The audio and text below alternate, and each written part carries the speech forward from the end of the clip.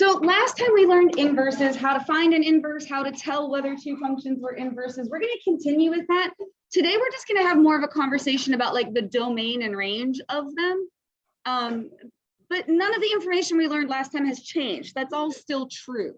So this says find the inverse. That's what we did last time. And then we're going to talk about what the domain and range of both the original function and the inverse are going to be. But let's just start by finding the inverse. So let's review. I know a weekend happened in between last time I saw you and now. How do you find an inverse?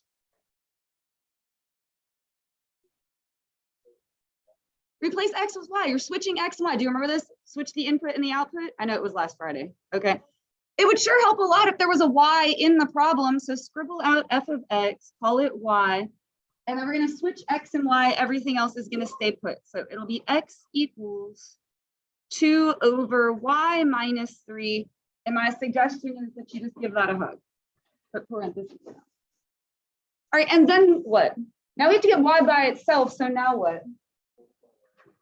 Yeah, multiply by the y minus 3, like multiply by that denominator. This is like all the algebra steps. Algebra is just moving stuff. That's all algebra is. I'm just gonna move that over there. And so those cancel, and it doesn't look a whole lot better. Remember me saying this, like, it's kind of like, thanks, Miss Cole. It still looks like a jumbled mess. That didn't really help a whole lot, but we successfully got rid of what? Like, what did we cancel out? Like the fraction is gone. So like it still looks like a mess, but at least there's no fraction. All right. Still trying to get y by itself. What would we do next? Divide x.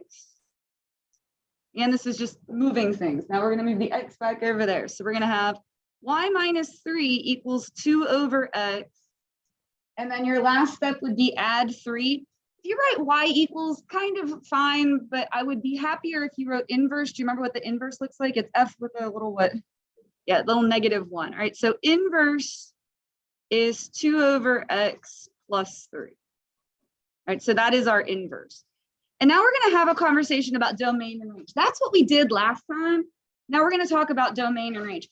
I'm always going to color code my original function blue and my inverse pink just to keep things consistent. Again, you don't have to color code. I like to color code. That helps me think through it. So we're going to do the domain and range for the original function, and then we'll do the domain and range of the inverse. All right. Domain. Who is the troublemaker for this? Who is getting kicked out of the domain party? 3. Leave out 3. And I hope that this is kind of what you just got done doing on your quiz. You know what I'm talking about? Like all those domains, and you have to decide what you were leaving out. Leave out 3. Now the range. We need to figure out what the horizontal asymptote is. This was last unit. That wasn't that long ago. Okay. The numerator power would be nothing. It's x to the nothing. There's not even an x there. You can even write that in if you want to. This is x to the nothing. And then down here you have x to the first. So when the numerator is smaller than the denominator, it is automatically going to level off where? 0. Okay, good. 0. We're going to leave out 0. Everyone's like, Miss Cole, you want us to remember stuff from last unit? No. Crazy, right? All right, so when you go to do the domain and range for the inverse function, this is so cool. You don't even have to think about it. All you're going to do is reverse these ones because we switched the x and the y, right? We switched the output and the input. So for the domain down here, it's going to be the range of what the original function was. So leave out 0. And then the range is going to be what the domain was. So leave out 3. So all you have to do is reverse them. That's not hard, right? We can handle that, like just switch them. Let's try again. First, find the inverse. Scribble out f of x, replace it with y, and then we're going to switch x and y. So it will be x equals 3 over y plus 5. Give that a hug. It's going to follow almost the exact same steps. I just wanted you to practice doing it again. I just changed the numbers in it. So now we're going to multiply over the y plus 5. It still kind of looks like a mess, but at least the fraction is gone. And then what?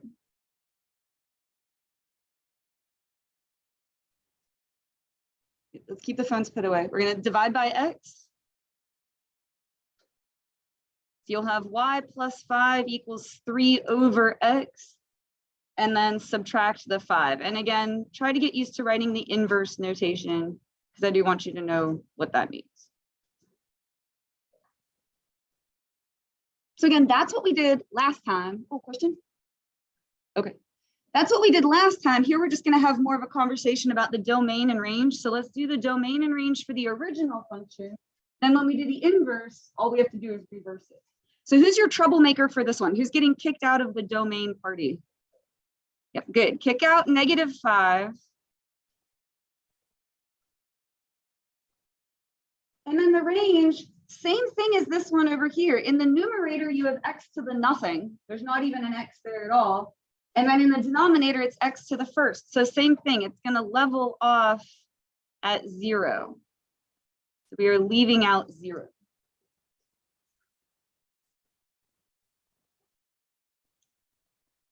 And so when you do the domain and range for the inverse, again, literally all you have to do is flip those around. So the domain for the inverse is the range of the original function. So leave out 0. And then the range for the inverse is the domain of the original function. So leave out -5. And like always, okay, say you got these wrong, but down here you switched them correctly. I'm going to give you credit for these. Do you know what I'm saying? So like, in the event that you lose your mind, invent something here, like literally just make it up. You'll lose that point.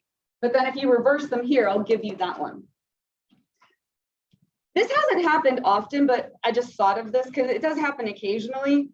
You know how some answers come out to be none? Like there wouldn't be an x-intercept or something, you would just put none. Domain and range can't ever be none. I don't see that a lot, but I see that occasionally. You can't not have one. If you didn't have a domain, there wouldn't be a graph. Do you understand what I'm saying? Like that answer can never be none. Like there can't be a nothing for that. Okay. All right, number 3, find the inverse. This one we're going to graph. So again, scribble out f of x. We're going to replace it with y and then switch x and y. As a heads up, this one's going to start to get a little bit weird. We're going to have a more deep conversation about domain and range. Okay. So switch x and y. It'll be x equals 2y squared plus 1. And then we want to get y by itself. So you would do what to both sides? Right, subtract 1. And then divide by 2.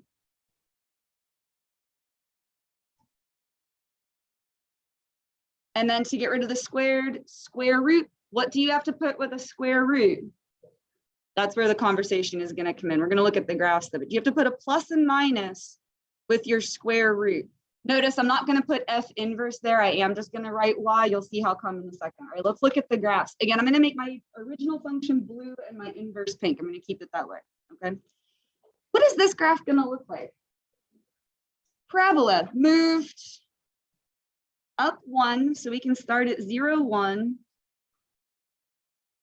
And then let's get a few more points, like a couple more points. Let's try and plug in 1, all right? 1 squared.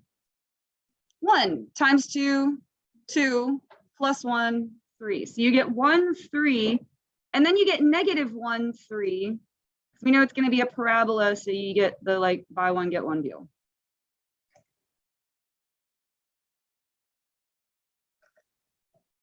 Now, when you go to graph the inverse, all you have to do is reverse those points.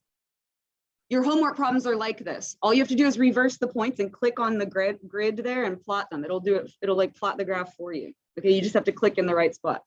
So here we have 0, 1. What point can I plot for the inverse? Yeah, 1, 0. Good. Just reverse it. And then instead of 1, 3, 3, 1, and then you'd also have 3, -1.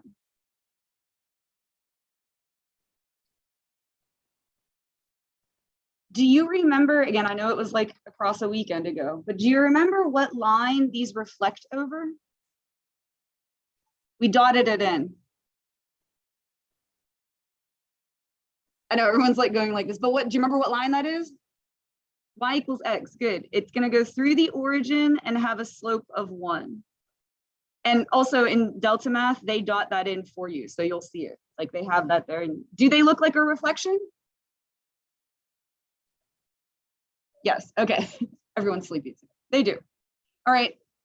Here's what we're gonna have a conversation about though. What do you notice about the inverse? That's the pink one, because this should bother you. Like you should be like, hey, hold on a second. Like something's not quite right about that. Like what's the matter with this?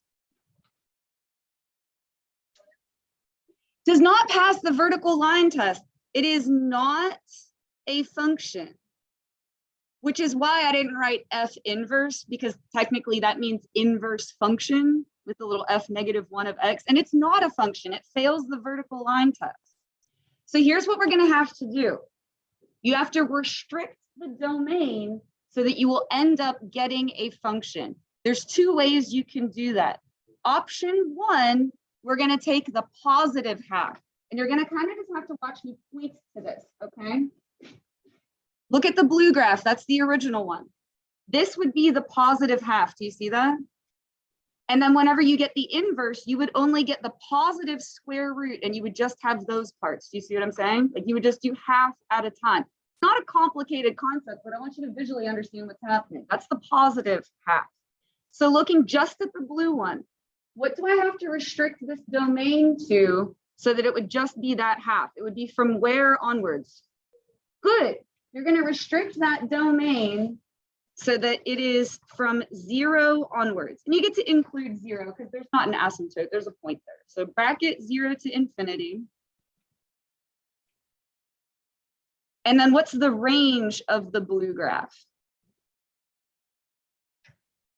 From where onwards? Good, 1 to infinity.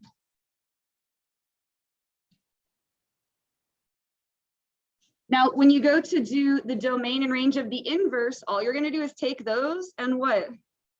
Flip them, just switch them around. So the domain would be 1 to infinity, range would be 0 to infinity. Again, I'll zoom back in on it and cover it up. If we look at just that part of the pink one, bless you. Do you see how the domain goes from 1 to infinity? Range is from 0 to infinity, like visually, it's just true, okay? And then whenever you do the inverse, you're going to use the positive square root. So see how we had a plus and minus here? You would just take the positive version. You don't need to put a plus, just don't put anything. You would take the positive version. That's option one. The other option is you can do the negative side of it. So I'm sorry, I know I'm zooming in and out, but I want you to be able to see this here. So looking at the blue one, that means you would take this half. Again, it's not a complicated concept. You just cut it in half, right? So what would this domain be if we just take this half? Good, negative infinity to 0. Do you see how we cut it at 0? We just took the negative half. I hope so. Okay, so here's your other option. You can do negative infinity to 0. And what would the range be for the blue one? Still looking at the blue one, the range would be from where onwards? Yeah, it's still 1 to infinity. That part's not changing. And then when you do the domain and range of the inverse, all you're going to do is flip them, just switch them around. It's nice because it's like once you get one answer, the other answer, you just reverse it. And then your inverse would be the negative square root. In conclusion, you can't have a plus and a minus because it won't be a function. So you can either do the positive half or the negative half. Does this make sense? Is everyone with me? You only do half at a time. All right, let's practice that. I put 2 examples on here. For number 4, we're going to do the positive one. For number 5, we're going to do the negative one, just so that we can do one of each. Okay. So first, let's look at this graph. It moved what direction? Left or right? And it's kind of backwards. It went right 5. So we want our domain to be from 5 onwards. I'm going to cut it at 5. Are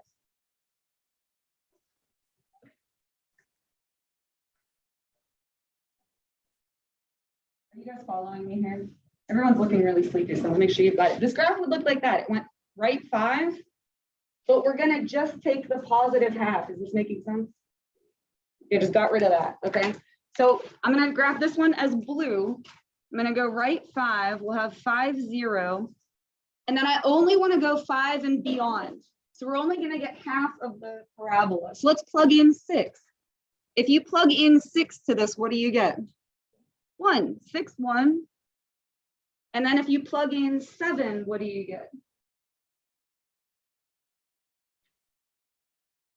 4. All right, so 7, 4. And it looks a bit silly because you only have half of it, but that's okay. What is the range for that graph? Sweep downwards to upwards. Range would be from where to where? Yep, 0 to infinity. There we go. Sort of look, you guys. Now, when you go to graph the inverse, all you have to do is reverse the points. So instead of 5, 0, you have 0, 5. And instead of 6, 1, you have 1, 6. And then instead of 7, 4, you have 4, 7.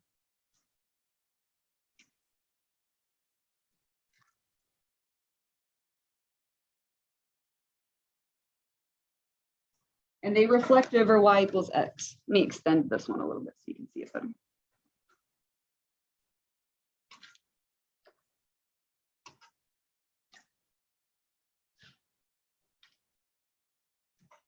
So when we go to find the inverse, you're eventually going to do a square root. You're going to take the positive square root. Right? You're making a decision. Do we want the positive half or do we want the negative half? Right? Scribble out f of x, call it y. We're going to switch x and y.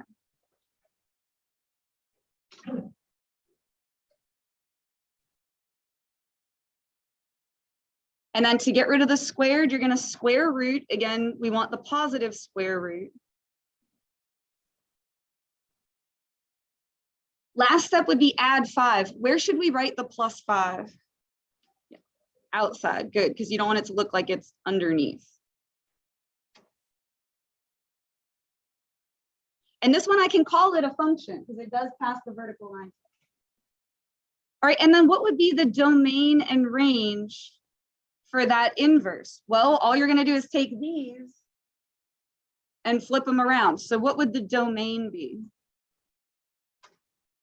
Good, 0 to infinity, and then the range 5 to infinity. And if you look at the pink graph, you will see that that is true. Like that's going to match up. Well, let's try 5 and then I'll give you a break. This time we're going to do the negative half. Okay, so what direction did this graph get shifted? It went left 4. It also went up 3. The negative 4 is where the center is though. So it's going to get split at negative 4. Are you guys coming with me on that? Okay, so if we split it at negative 4 and we want the negative side, it's going to be what for our domain? You want negative 4 and then you want the negative side of that. Good, perfect. Negative infinity to negative 4. So we're taking the negative half. It's getting cut at negative 4. We wanted the negative half. All right, so we went left 4, up 3. So I'm going to put that point on here, negative 4, 3. And I only want to plug in numbers on this side. We're taking the negative half. So if that's at negative 4, let's try and plug in negative 5, negative 6. Like we can go this direction. So if you plug in negative 5, all right, negative 5 plus 4. Negative 1 squared is 1 plus 3 is 4. So we get negative 5, 4. And then let's do negative 6. Negative 6 plus 4 would be negative 2 squared. 4 plus 3, 7. Good. So negative 6, 7. Or do some of you just know the points for a regular parabola? Like how wherever the center is, it's over 1, up 1, and then over 2, up 4. Like if you know the basic shape, you can actually graph that without plugging in the numbers. You can just go and put the points on there. Anyway, all right, now for the inverse, we're just going to reverse those. So instead of negative 4, 3, we'll have 3, negative 4. Like just take those and make them backwards. Me sitting here saying them out to you is like just gonna drone on and put you all to sleep. All right, so just reverse these.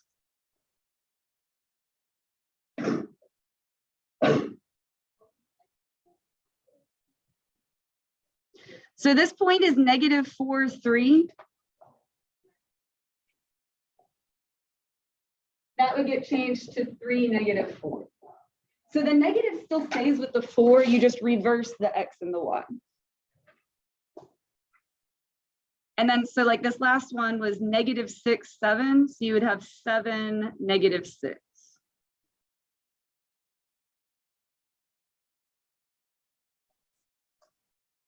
And again, they reflect over y equals x. Interestingly, they don't intersect. It kind of looks like wings or something. I don't know, but do you see the reflection? Like you can use that as a way to check your work. Like, hey, did I not make a mistake? Because if it doesn't look like a reflection, then you can be like, oh, I messed something up. All right, so what is our range for the original function? That's the blue graph here. Sweep downwards to upwards. What is our range going to be? From where to where? 3 with a bracket, and then infinity, onwards forever. So now when we go to find the inverse, we're going to do the negative square root. Do you see how we're making a decision? Do you want the positive one or do you want the negative one? Like you're making a choice, right? So this will be x equals y plus 4 squared plus 3. And we're not going to square root first. What do we need to do first for this one? Yeah, good. Subtract 3.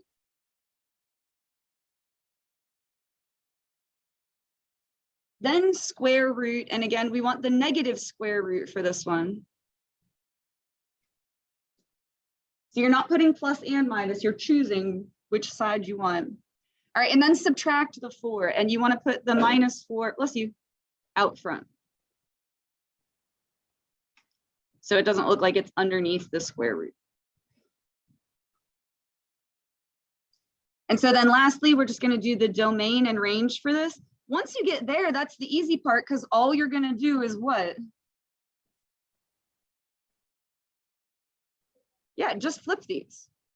And then you can make sure that it makes sense. The domain is 3 to infinity, and you can look at this and go, oh yeah, this goes from 3 onwards. And then the range is -infinity to -4. And you can be like, oh yeah, this goes downwards forever up to -4. But you're just taking these and reversing them.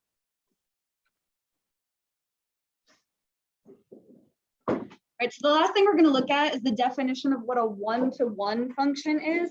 So what a one-to-one function is you won't have to deal with a domain restriction. So last class when we did the inverses, I only gave you one-to-one functions. You didn't realize that, but I didn't give you any that were going to have an issue. Does that make sense? Like it's a function that's not going to have this problem where you have to cut it in half. So what it means is the inverse is a function with no restrictions. Like it's just gonna work. Again, that's what we did last class. I just gave you all one-to-one functions. Like I just made them all work. You didn't have to worry about splitting it in half. So it's just going to work. So here's how you tell, because this is what you're going to be asked. Is the function one-to-one, yes or no? There's 2 ways you can tell. The easiest way is if you're handed a graph, like you just have a visual and you can look at it, it's going to pass the horizontal line test, which is the exact same thing as the vertical line test, except with a horizontal line. If the horizontal line hits more than once, it fails. Everybody with me there? Just like it's easy if you have a visual, okay? Now, if you don't have a visual and getting a graph would be, needlessly difficult, the way you can work it out algebraically is f of a equals f of b implies that a equals b. Basically what you do is you plug in a, you plug in b, you set them equal, and you see what cancels out. And if you get a equals b, then yes. And if you don't, then no. Okay. So for each of these, we're just going to say yes or no. Oh, sorry. Question, or is my handwriting too loopy? Oh, implies. So this implies that A equals B. I'm sorry, my handwriting I know is awful. Math symbols, I'm good, but then when I go to write words, it's like, my son informed me the other day that my handwriting was too loopy. He said, Mom, I can't read that. I was like, great. I'll just tell you what it says. I'm not offended, just let me know. All right, these ones, I picked just all of the parent functions. So we're just gonna kind of use our imagination and visualize what they look like and state yes or no. Absolute value, what does that look like? V, would that pass the horizontal line test? No, a horizontal line would hit more than once, so no. How about linear? That's a line, so yes, good. Rational, it would have the vertical and horizontal asymptotes, and then it looks kind of like an hourglass. If you draw a horizontal line, would that hit more than once? No, so it would pass the test. And let me draw you a picture. No matter where you draw a horizontal line, it's only going to hit once. All right, cubic, what does that look like? Yeah, like the wiggly thing, would that pass the horizontal line test? Yes. Quadratic, what would that look like? A U, would that pass the horizontal line test? No. And then square root, that's the half parabola on its side. Would that pass the horizontal line test? Yes. So you just kind of visualize it. And then here I just went and gave you a graph. Does this pass the horizontal line test? No. You draw a horizontal line, it's going to hit more than once. All right, here's ones that we're not going to graph. All right. What you're going to do is plug in A, and like, yes, it's this easy. All you're going to do is recopy this with an A in it. So 3A plus 4 over 5 equals, and then you're literally just going to copy it with a B in it, 3B plus 4 over 5. And then you're going to see what cancels out and see if you get A equals B.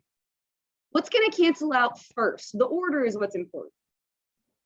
The 5s cancel first, all right? So you get 3A plus 4 equals 3B plus 4. Then what? Yeah, you would subtract 4 from both sides and the 4s would cancel. So you get 3A equals 3B. And then divide by 3, the 3s cancel, and you get A equals B. So yes, it is 1-to-1. And you're like, wouldn't that just happen all the time? Not necessarily. All right, watch what happens here. You're going to recopy this, but plug in A. So 1 over A squared. And then on this side, just recopy it with a B, 1 over B squared. For that one, you would cross multiply. So you would get A squared equals B squared. And then how do you cancel out the squared? Now, when you put a square root, you have to put plus and minus. So you get plus and minus A equals plus and minus B. Why does that not necessarily mean that A equals B?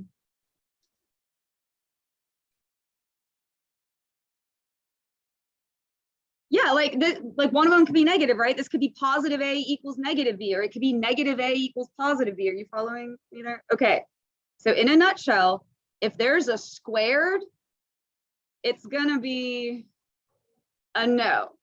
That's true for any even power. So if you see something to the 4th, that's a no. If you see something to the 6th, that's a no. Following me? And if you look back at your notes from last class, you will notice I made all of the exponents odd so that that wouldn't happen. I just gave you all ones that would work. And then today we talked about the ones that